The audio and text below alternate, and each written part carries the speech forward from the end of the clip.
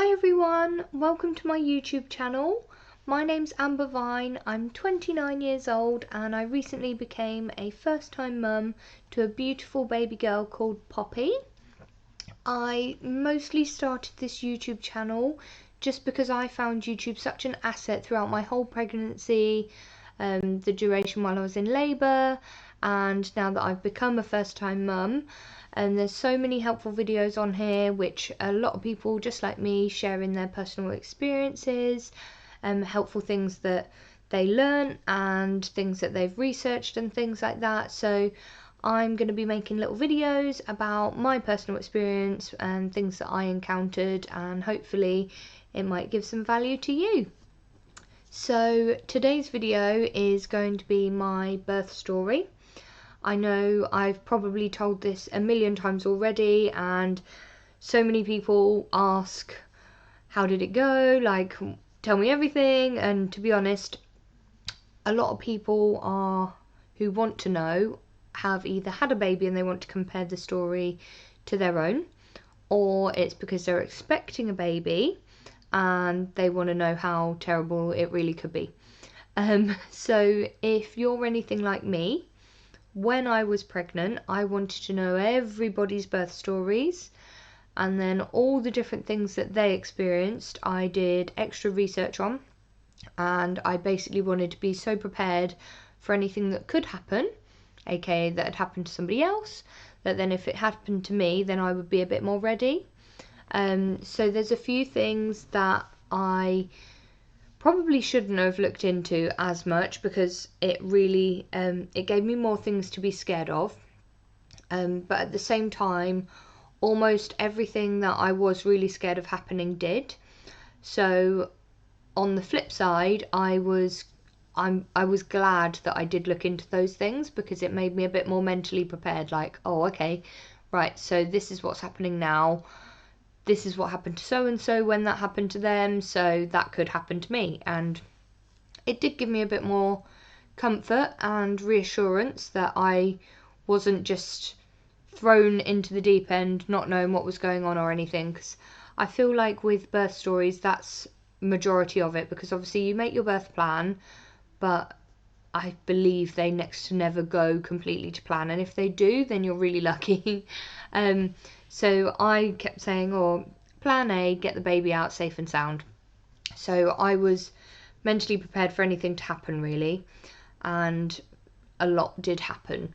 So I think something I wasn't prepared for was latent labour and how long that can last for. I don't know anybody who started getting contractions 2 or 3 weeks before they actually went into labour, until me.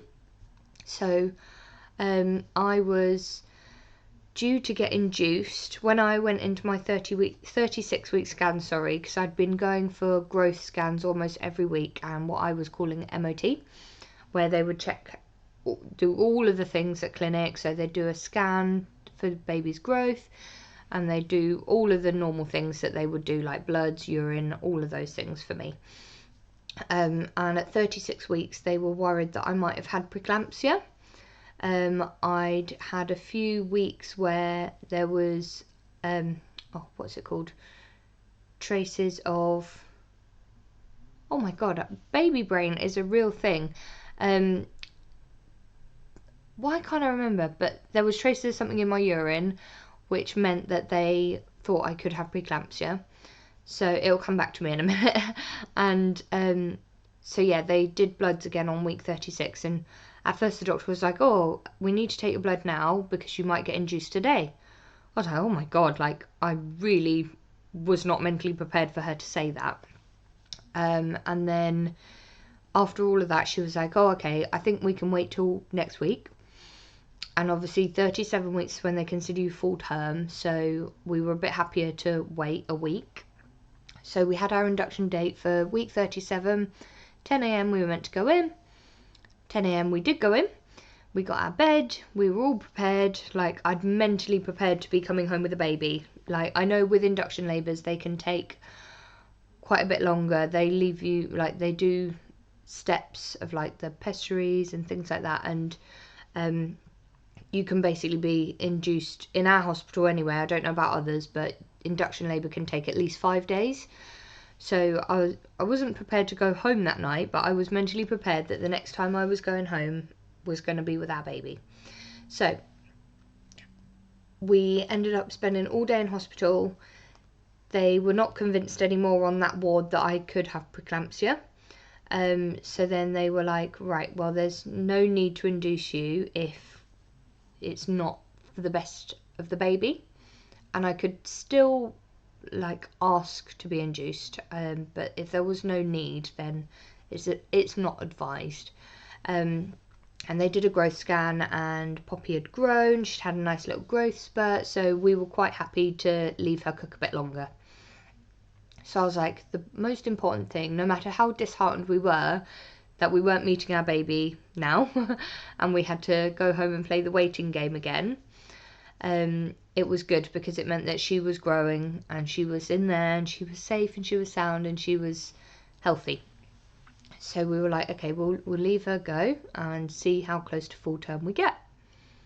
So we were both really kind of put back from that. I'd done a lot of extra research on induction labours because I thought that's what we were going to be having, and then got sent home and they were like, oh yeah, no, you can just play the waiting game again. And for somebody that's always really organised and mentally prepared for things, the waiting game at the end is what I wasn't enjoying. I didn't know when my waters were going to break. I put little bed pads, incontinence bed pads everywhere because I didn't want to ruin our nice new bed or our new sofa by my waters breaking, and someone had said their waters stank, so I was like, oh, really not looking forward to that. If it just because I know most people say you get contractions before your water breaks, but everybody's different, and enough people had said, oh, my waters went and that was my first sign of labour, so I was like, oh, I'm not risking it.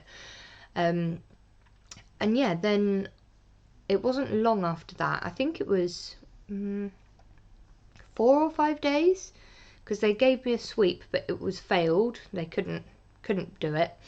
They gave me a sweep, and then 4 or 5 days later, they started contracting in the evenings for about 30 to 40 minutes, and then they'd just go. They weren't bad contractions at all. They felt like really bad period cramps. So I was like, oh, obviously the first night I was like, oh, this is it. We're going into labour and everything, and then they went, and then that happened for about 2 weeks. And in that time we had a midwife, an antenatal class with 2 other couples. They showed us around the labour ward. We got to ask loads of questions. They showed us, mum life. They showed us lots of different things that were really helpful. So we got to see where we'd be giving birth. Obviously I was consultant led, so they showed us all the midwife ward, but they were saying very much you personally will be going straight up to labour ward when you're 4 centimetres, which is when you're allowed to go to the hospital. So we went around there, we asked loads of questions, we saw the birthing pool.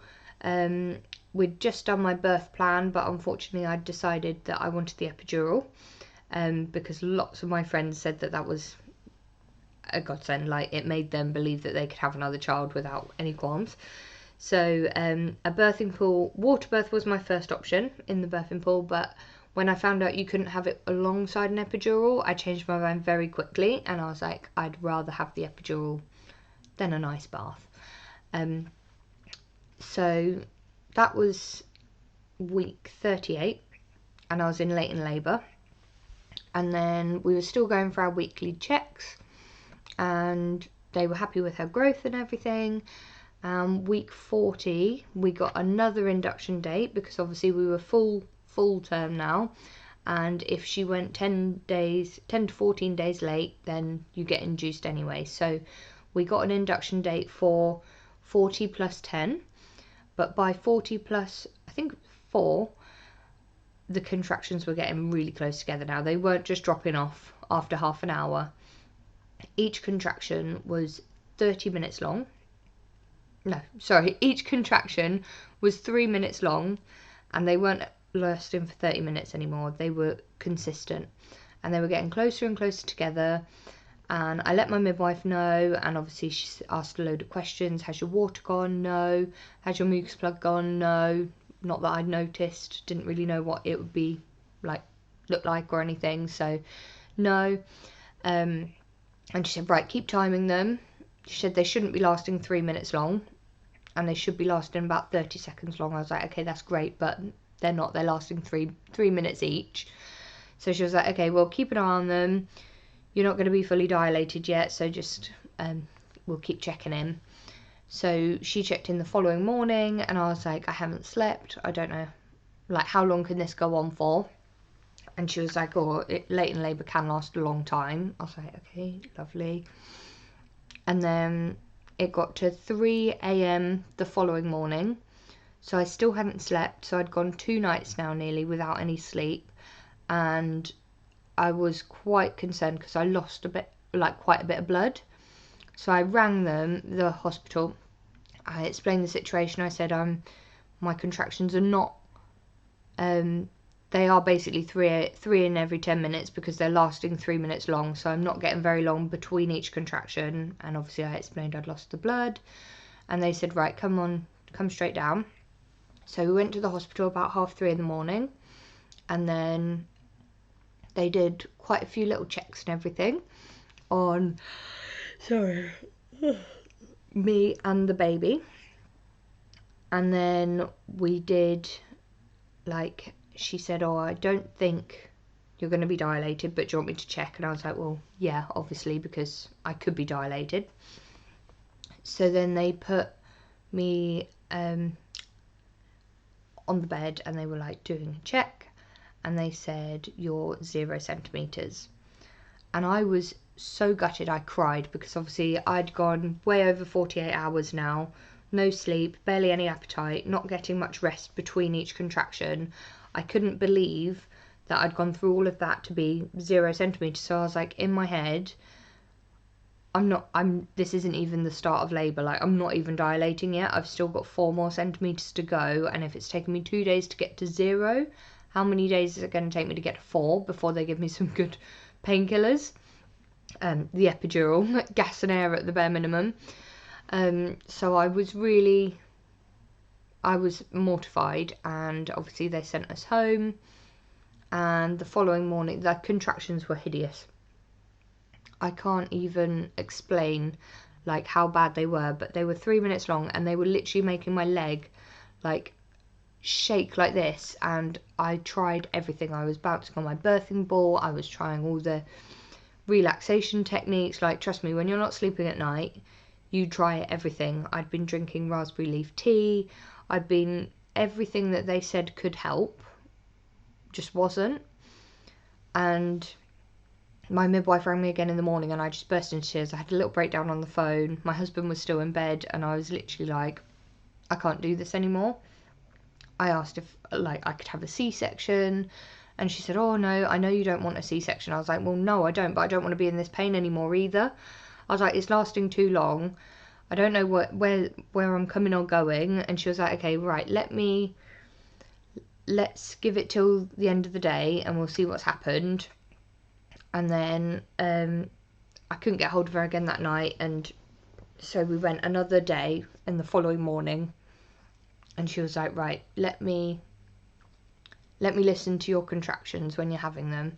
And I was like, how? I didn't know how she was going to do that, but basically I was having a contraction, and she heard that it was lasting 3 minutes. She heard the absolute agony that I was in, and she said, okay, come to the hospital and we'll at least check you to see if you are any further along. So we went to the hospital. It was about 10 a.m. and they were a bit reluctant to check me because they were just trying to pain manage me at that time. But I just said, I was like, can you just tell me how far along I am? Because obviously I might not need to be here. I kind of wanted to be there because I was hoping that they were just going to see the pain that I was in and at least be able to give me some better painkillers.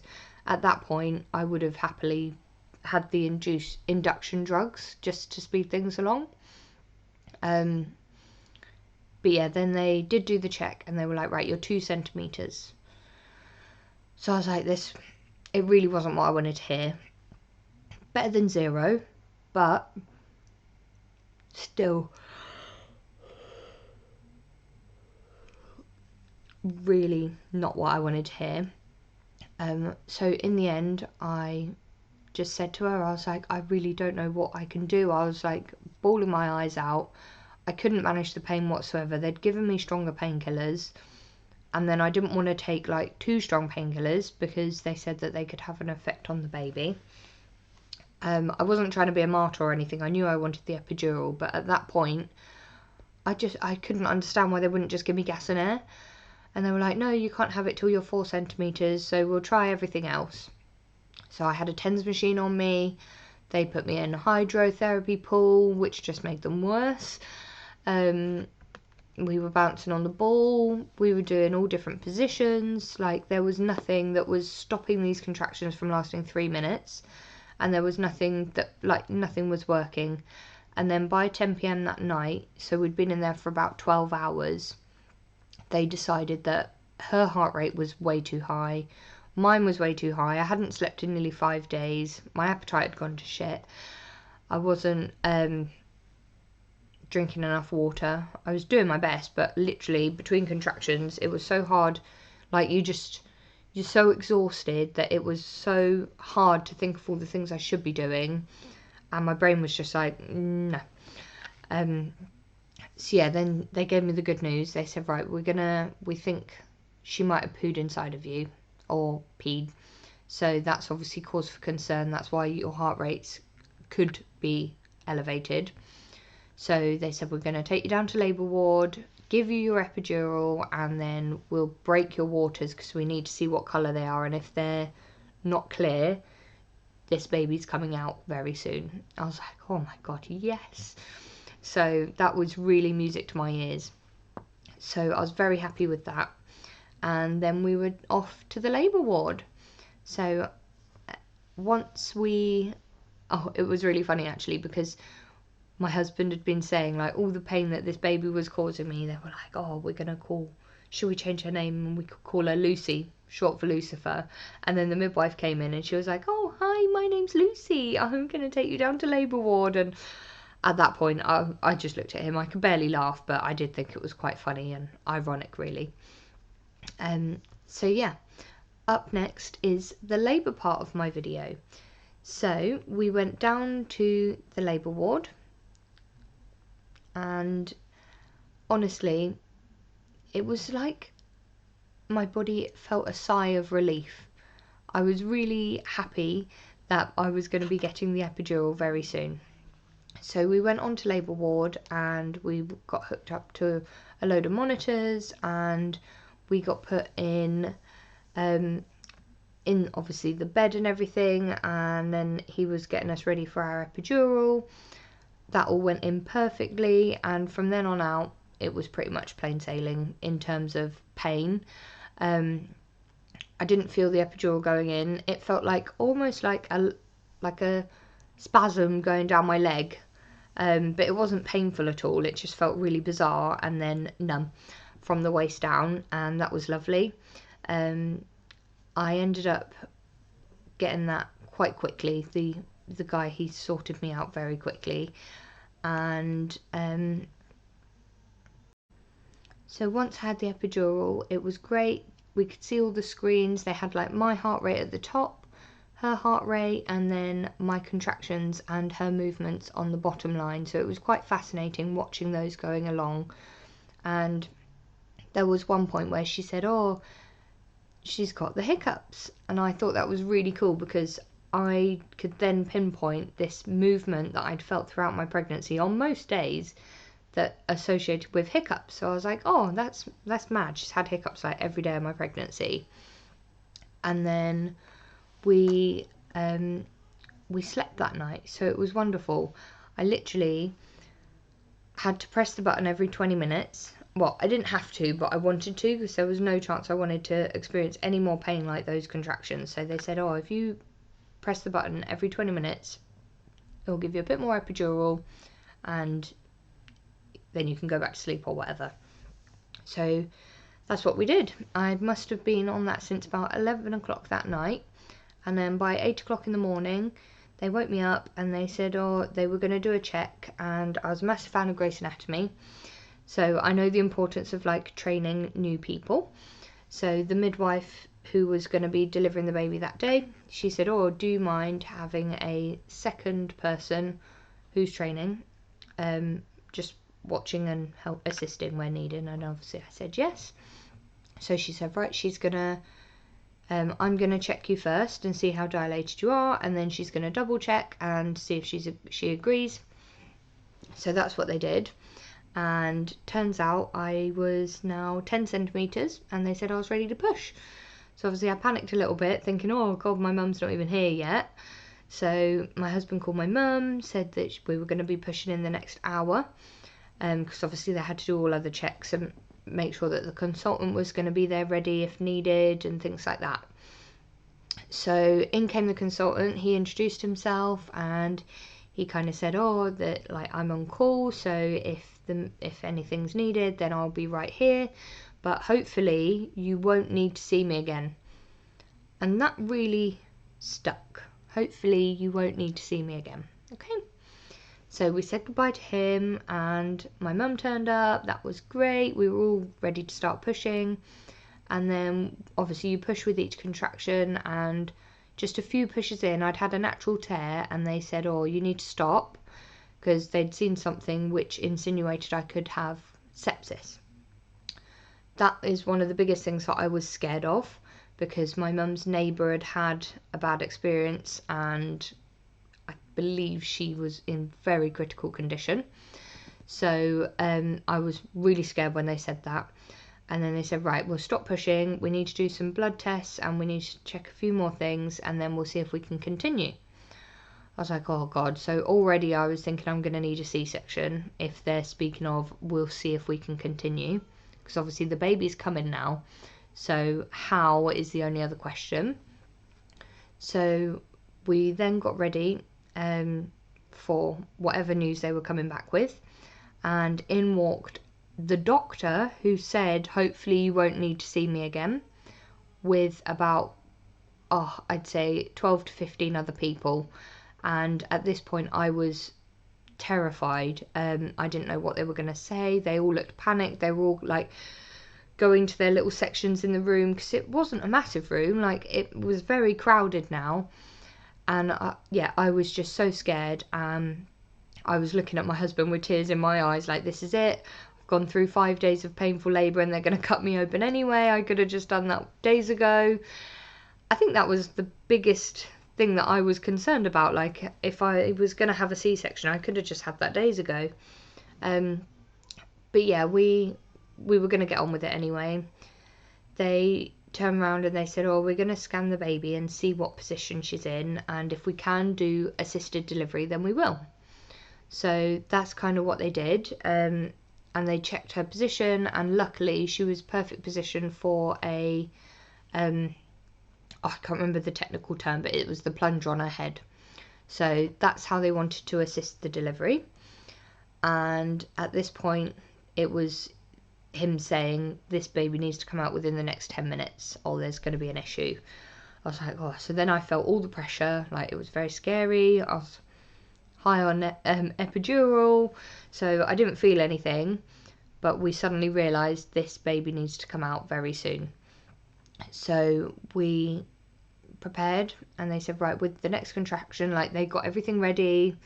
Everyone was staring down my hoo-ha, and you kind of lose all dignity. I kept reminding the midwife that I didn't want to know if I pooed on the table. I hadn't pooed in about 4 days, so I was very prepared to do that, and I really didn't want to do it, but I said, I was like, at this point most people do, and especially if you haven't pooed for 4 days. So luckily I didn't, but that's another thing.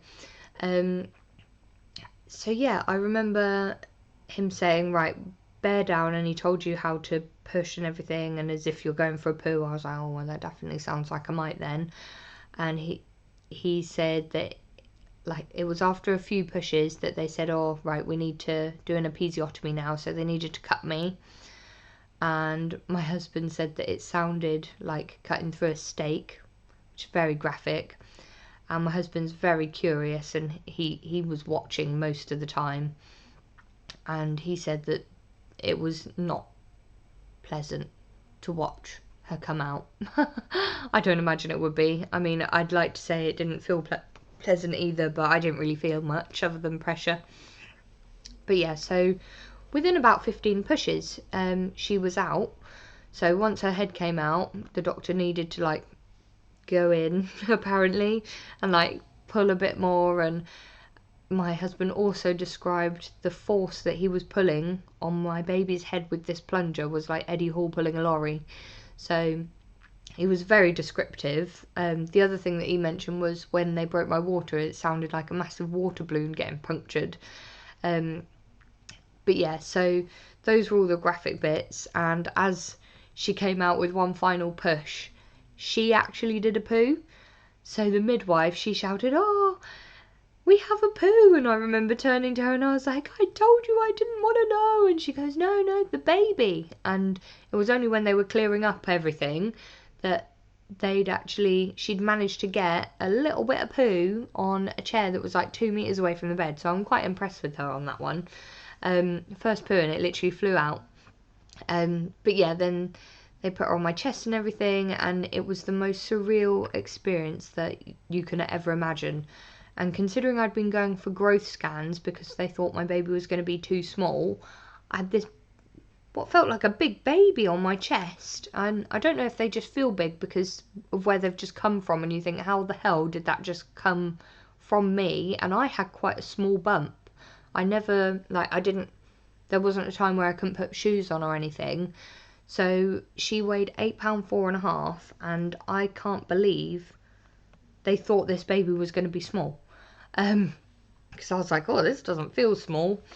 But yeah, then my husband got to cut the cord, and I didn't even feel them deliver the afterbirth or anything like that because I had the injection straight away. So that came out very quickly afterwards. So there was no waiting around for that to come out. And then obviously one of the doctors stitched me up, and the whole experience was just, it was incredible. And I'm so proud of what I went through and what my husband supported me through. And obviously he said the whole thing was really hard for him because that chair was just really uncomfortable to sleep in.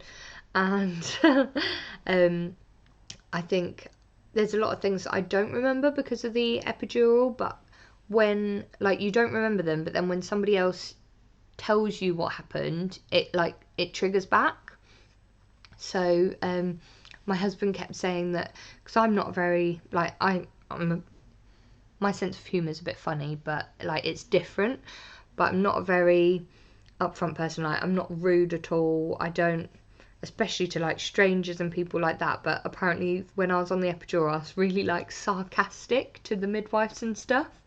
And it was the funniest one that I actually do remember, and this sounds just like me, because throughout my whole pregnancy, in fact throughout my life, every time that I've needed a blood test or something, people have been annoyed. I'm like a pincushion because they literally have to stab me like 6 times before they find a vein. And my veins have been described as so many different things, like, oh, they're collapsing veins, oh, they're so wiggly, that it became a joke with the clinic at my hospital, because obviously they all saw me turning up when I needed a blood test. I'm pretty sure they'd all try and take a tea break.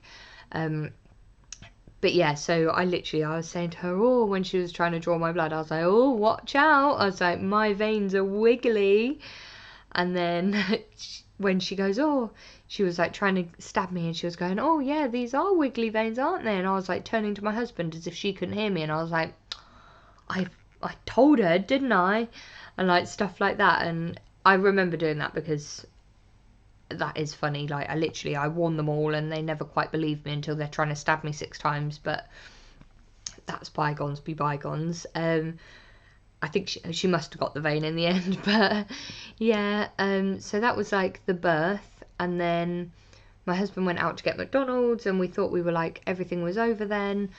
And then suddenly I remember my mum like trying to pass me Poppy, and I had my arms ready and everything, and she went to put her in my arms, and I just got like this tunnel vision, and I just knew I was about to pass out. So I was like, no. I was like, take the baby, and I was like, gone. Next thing I knew, I was waking up to a midwife like patting me, saying, "Oh, Amber, you with us? You with us?" And they'd elevated my bed like that to get all the blood to rush back to my head. And I don't know if it was like an adrenaline crash or the fact that I hadn't slept for 5 days. Well, yeah, 5 days, and then I'd slept briefly that night on and off for 20 minutes time. Could have been lack of food. Could have been anything really. Could have been the fact that they still thought I had sepsis, so I had to go on an antibiotic drip. And I think I was on a paracetamol drip or something as well. And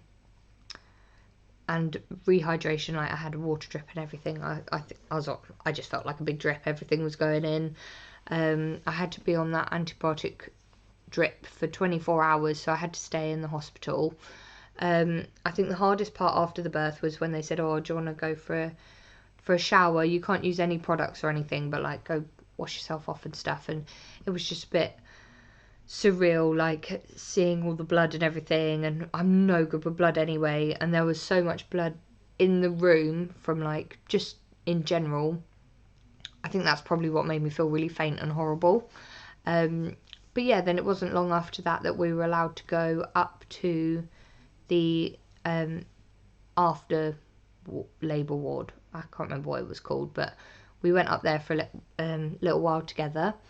And then I was really lucky actually, because it was a big room with 4 beds in and like curtains and stuff, and there was 2 other people in the beds opposite me, but they luckily for me got discharged before 6 o'clock that night, so I had this whole massive room to myself, which made me feel a lot better, considering my husband was only allowed to stay with us till about 8 p.m, because on that ward it was visiting hours only. And this is probably what made me most annoyed about the birth, really, because I couldn't understand why a woman who's just been through one of the most terrible things in her life, like in terms of pain and exhaustion, and then for me personally, I was always worried about like learning to be a mum, because I'd never changed a nappy before, I'd never got a child dressed before. There were so many firsts for me to learn, but my husband, having had so many younger siblings, he'd done all these sorts of things, like he'd fed babies, changed them, like comforted them. I'd never even held a baby that was less than 1 year old, so I was really scared to think that like I hadn't slept for 5 days properly, I'm so exhausted, and now I'm going to be left with this newborn baby on my own overnight, and between 8 p.m. and 10 a.m. it was me, and this little soul that I'd just brought into the world was going to be fully relying on me, who didn't have a clue what she was doing. So like I was really scared, and I really hoped, I mean, they let him stay till I think 9 p.m. in the end, and she said, "Oh, you've really got to go." And luckily the midwife on call for that ward in the evening was the midwife I'd seen throughout my pregnancy, so that was really comforting. And she was so helpful. I rang her twice in the night, because like the first nappy, it was black, it was everywhere, I didn't know what I was doing with it, and I said to her, I was like, "I'm sorry to ask, but can you show me how to change a nappy, because I feel ridiculous." It was dark in my ward, my light wasn't working, like it was drama. And this poor little baby, she'd just come from such a safe place being inside the womb, and now she's been left with this crazy person that doesn't know what she's doing. And yeah, I did call on my midwife a couple of times that night, just because I was scared. I didn't know what I was doing. I didn't know if I was doing things right.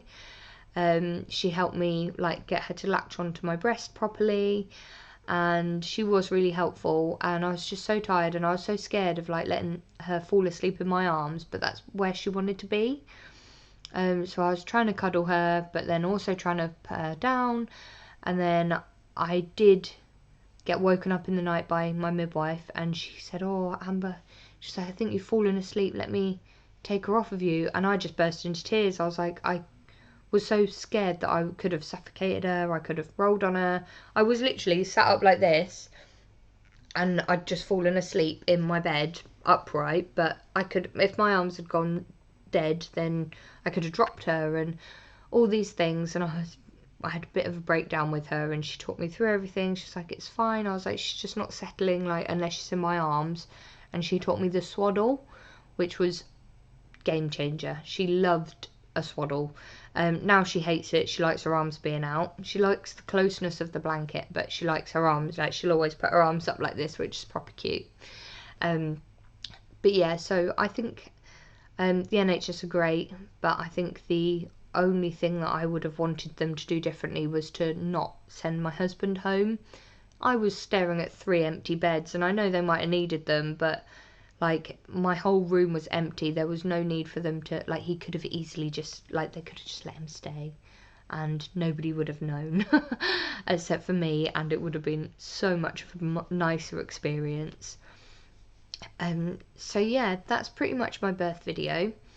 Sorry if I've rambled on a little bit. I've probably missed things out because every time I tell it I think of something different, but this isn't just for you and for you to compare your experiences and stuff like that, but it's for me because it's a really nice way to remember, because in years to come I'm probably going to have forgotten all those little bits and everything.